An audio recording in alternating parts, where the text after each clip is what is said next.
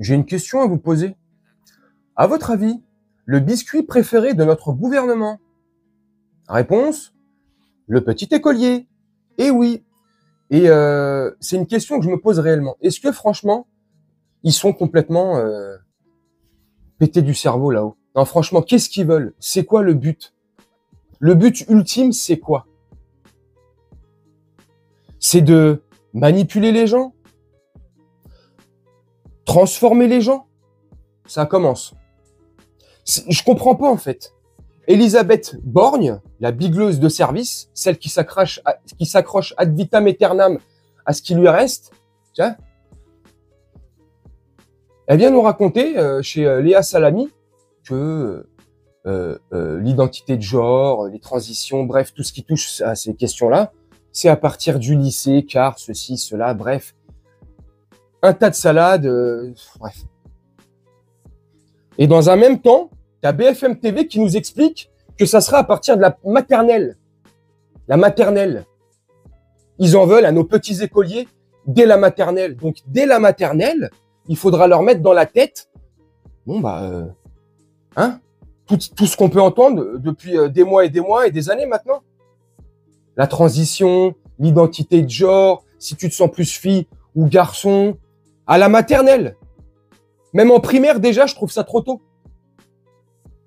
À la maternelle, un enfant, à la maternelle, sa seule préoccupation, bordel de merde, c'est de jouer avec ses camarades. Il fait pas de distinction, fille. Il s'en bat les steaks. 3, 4, 5, 6, 7 ans, ça veut juste jouer, passer des bons moments et retrouver ses parents. Point barre. Ça se pose pas toutes ces questions-là. Toutes ces questions que vous leur mettez dans la tête. Donc forcément, à force, ils en viennent à poser des questions à leurs parents. Bref, extrait d'une vidéo et on se retrouve juste après. Le JO qu'elle y est ou non, comme ils l'ont dit les sénateurs LR? Non, je peux. La notion d'identité de genre, elle figure quelquefois dans le programme. Vous savez que c'est une notion qui figure dans le code pénal, qui réprime les discriminations en fonction de son sexe, de son identité de genre ou de son orientation sexuelle. Donc forcément, on fait référence et là, au ce code sera pénal. en quelle année qu'on apprend les identités de genre? Alors, c'est à partir du lycée qu'on évoque cette notion d'identité de genre. Qui crispait certains parents n'est plus cité que 7 fois au lieu de 17, même si le genre est abordé au travers de la lutte contre les stéréotypes entre filles et garçons dès la maternelle. Ça fait partie du code pénal, donc je pense que c'est important aussi d'expliquer aux lycéens. Mais vraiment, je vous dis, ce programme, il porte sur la vie affective et relationnelle dans le premier degré, et on aborde les questions d'éducation à la sexualité dans le second degré. Franchement, je vous le dis franchement, c'est mon avis, c'est mon point de vue. Ils me dégoûtent. Ils me dégoûtent tous, ces gens-là. Hein? Il n'y a pas d'autres problèmes à régler, à résoudre. Là, ils veulent s'attaquer à l'éducation nationale. À l'éducation nationale, il n'y a pas d'autres problèmes à résoudre. Les profs, la vacuité des profs, le manque de moyens, ou quand c'est l'hiver dans ton collège ou dans tes écoles primaires, selon où tu te trouves en France, tu te pelles les couilles. Pas de chauffage, pas de savon dans les toilettes, pas de papier toilette.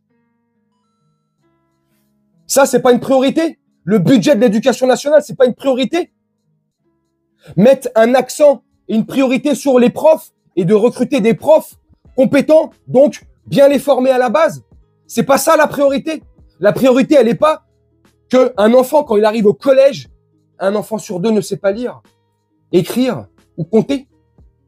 Ça, c'est pas une priorité, ça, bordel de merde. Mais non, non. Eux, leur priorité, c'est le voile à l'école, la baya et les petits écoliers. Ouais. Comment bien les manipuler. Oui. Oui. Pourquoi? À mon avis, c'est mon avis. Pourquoi ils font ça? Pourquoi ils s'attaquent absolument à ça, là?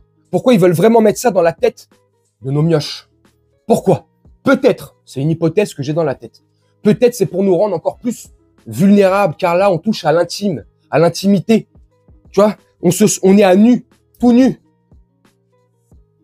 Donc, à force, c'est peut-être pour nous rendre plus dociles, plus manipulables, pour le futur, pour accepter toutes leurs conneries qui nous mettront dans le futur, pour cette génération qui sont en train de nettoyer, de formater, d'orienter. Orientation, ouais. Ouais, cool, ouais.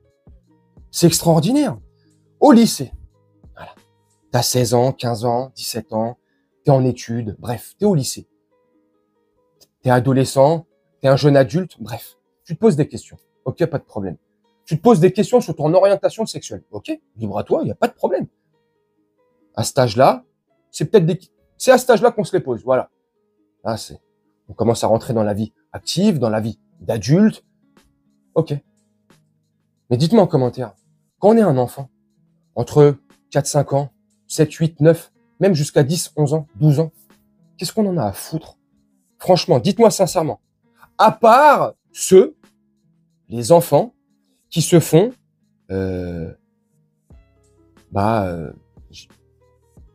endoctriner. Ouais, c'est un peu dur comme mot, mais depuis qu'ils ont 2 ans.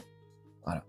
Donc, à part ça, si l'enfant, il grandit normalement sans que tu lui mettes ces questions dans la tête, sans qu'on lui mette ces sujets dans la tête là, c'est des questions qui se posera, je pense, jamais.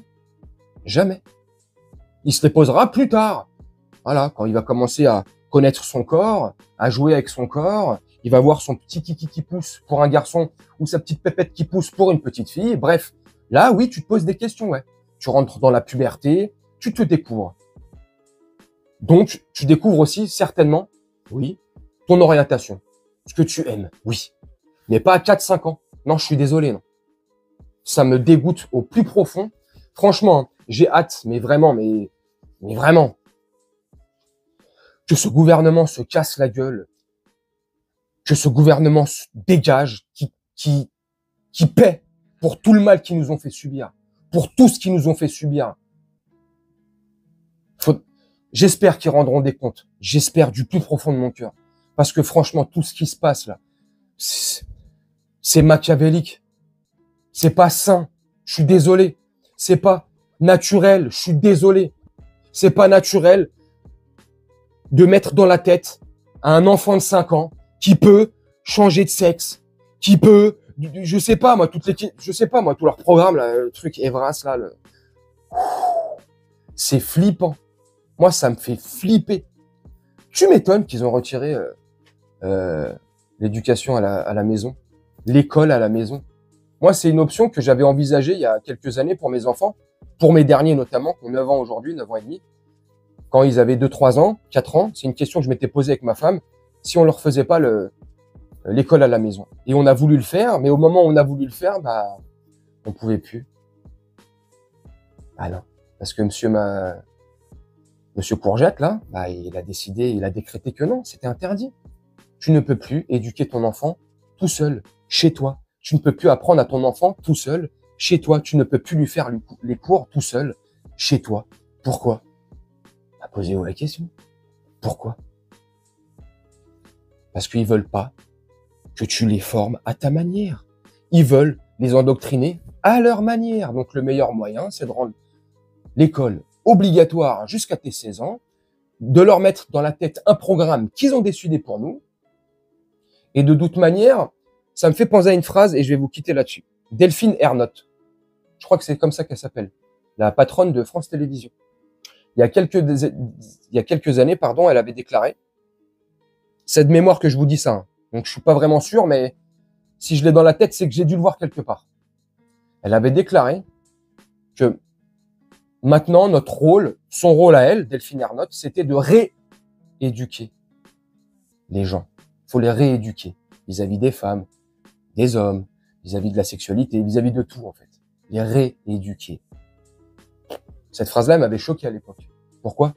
Tu mets en doute l'éducation que mes parents m'ont donnée. Tu mets en doute l'éducation des gens qui regardent la télé.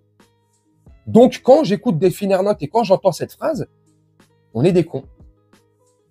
On n'est pas éduqués. On est mal élevés. Donc, la télé doit nous éduquer et notre gouvernement doit nous éduquer. Nos politiques. Elisabeth Bigleux, Gabi le petit écolier, Mister et Mister Courgette, et j'en passe, Ouf, on peut tous les citer. Donc eux, faut leur faire confiance. Bref. Dites-moi ce que vous en pensez en commentaire. Je trouve ça extraordinaire. Pour moi, c'est mon avis. J'estime que c'est grave. Il ne faut pas à partir de la maternelle ou de la primaire, leur mettre ça dans la tête. Non, il faudrait retirer ça du programme, s'il vous plaît.